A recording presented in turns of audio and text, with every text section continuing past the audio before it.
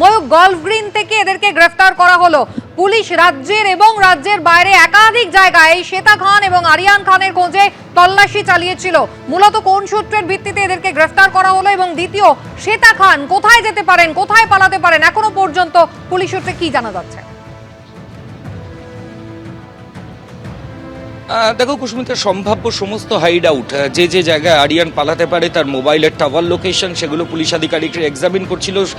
সে কখন mobile off করছিল, অন্য কোনো মোবাইল থেকে রিলেটিভের সঙ্গে কথা বলছিল কিনা, কোনো মানিটারি ট্রানজ্যাকশন হচ্ছে কিনা, তার মুভমেন্ট কোথায় কোথায় হচ্ছে, সমস্ত কিছু পুলিশের নজরে ছিল।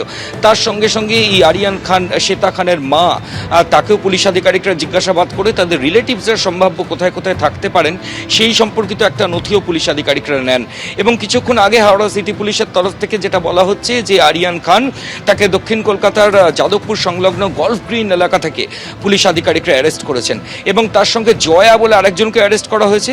জয়াও কিন্তু কুসুমিতা এই কেসে এফআইআর নেমড অ্যাকিউজড, অর্থাৎ জয়ার নামও কিন্তু এই অভিযোগকারিনী, যে হাসপাতালে চিকিৎসাধীন, যার অবস্থা এখন যথেষ্ট ক্রিটিক্যাল, যাকে দিনের পর দিন অসম্ভব অত্যাচার করা হয়েছে, শরীরের বিভিন্ন জায়গায় কালশিটের দাগ রয়েছে, মাথার চুল পর্যন্ত কেটে নেওয়া হয়েছে। সেই মহিলার ওপর অত্যাচারে জয়াও কিন্তু একটা পার্ট কনস্পিরেসিতে এবং সে ফিজিক্যালিও সেখানে প্রেজেন্ট ছিল। তার নামও কিন্তু এফআইআরে ছিল, তিনজনের নাম এফআইআরে ছিল, শ্বেতা খান, আরিয়ান খান এবং জয়া।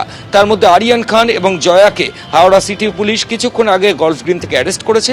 আরিয়ানদের জিজ্ঞাসাবাদ করা হবে যে লাস্ট কবে তার মায়ের সাথে তার কথা হয়েছিল এবং সম্ভাব্য কোন কোন জায়গায় তার মা পালাতে পারেন, যেতে পারেন, কোনো আত্মীয়ের বাড়ি গেছেন কিনা, এই সমস্ত জিনিস নিয়ে পুলিশ আধিকারিকরা জিজ্ঞাসাবাদ করবেন। তবে তারা আশাবাদী এই হাওড়ার বাঁকড়ার ঘটনায় মূল অভিযুক্ত শ্বেতা খান তার নাগাল পুলিশ আধিকারিকরা অল্প কিছু সময়ের মধ্যেই পেয়ে যাবে।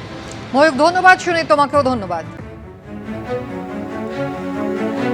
জোড়া ইস্যুতে উত্তপ্ত হয়ে উঠল বিধানসভা চত্বর। মুখ্যমন্ত্রীকে নিয়ে শুভেন্দু অধিকারীর মন্তব্যের জন্য প্রিভিলেজ নোটিশ জমা পড়েছে। প্রিভিলেজ কমিটির কাছে এই নোটিশ পাঠানো হচ্ছে। এই অধিবেশনেই রিপোর্ট দেওয়া হবে বলে জানিয়েছেন স্পিকার। বাইরে কে কি বলেছেন তা নিয়ে কেন স্বাধিকার প্রশ্ন তুলে প্রতিবাদ বিজেপির। অন্যদিকে অনুব্রত মণ্ডলের কুকথা নিয়ে এবার মুলতবি প্রস্তাব জমা দেন বিরোধী বিধায়করা। অধ্যক্ষ সেটি খারিজ করে দেন। প্রতিবাদে বিজেপি বিধায়কদের ওয়াকআউট। মুখ্যমন্ত্রী হায় হায়, অপদার্থ মুখ্যমন্ত্রী হায় হায়। অনুব্রত মণ্ডলের বিরুদ্ধে মুলতবি প্রস্তাব জমা দিয়েছিল বিজেপি। তাদের দাবি ছিল অনুব্রত মণ্ডল যেভাবে একজন পুলিশ অফিসারের মা এবং স্ত্রী সম্পর্কে কুকথা বলেছেন তার বিচার করতে হবে, তা নিয়ে বিধানসভায় আলোচনা করতে হবে। কেন এই ধরনের মন্তব্য একজন এরকম তৃণমূলের নেতা করলেন তা নিয়ে জবাব দিতে হবে। এই মুলতবি প্রস্তাব অবশ্য খারিজ হয়ে যায় এবং এই নিয়ে কোনো আলোচনা বিধানসভায় অ্যালাউ করেননি অধ্যক্ষ এবং তার প্রতিবাদে তারা বেরিয়ে আসেন। এবং বিজেপির মহিলা বিধায়করা তাদের অভিযোগ যে এরকম একটা অন্যায় সেটা কিন্তু তারা ধামাচাপা দেওয়ার চেষ্টা করলো।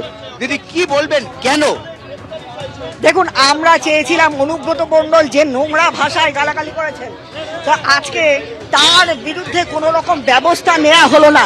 মমতা ব্যানার্জি সরকার, তৃণমূল কংগ্রেসের সরকার, তার আদরের কেষ্ট অনুব্রত মণ্ডল, যিনি চরাম চরাম গুড় বাতাসা ইত্যাদি বলে মানুষকে ধমকাতেন, যখন তখন গাঁজার কেস দিয়ে দেবো বলে মানুষকে ধমকাতেন, সে আজকে ওপেনলি ফোনের মাধ্যমে পুলিশ প্রশাসনকে যেভাবে অপমান করেছে, পুলিশ প্রশাসনের শুধু তাই নয়, পুলিশ প্রশাসনকে অপমান করলেও আমি বলতাম তার মা বোনদের যেভাবে অপমান করা হয়েছে, মহিলা কুলকে অপমান করা হয়েছে, যেটা সহ্য করার উপযোগী নয়।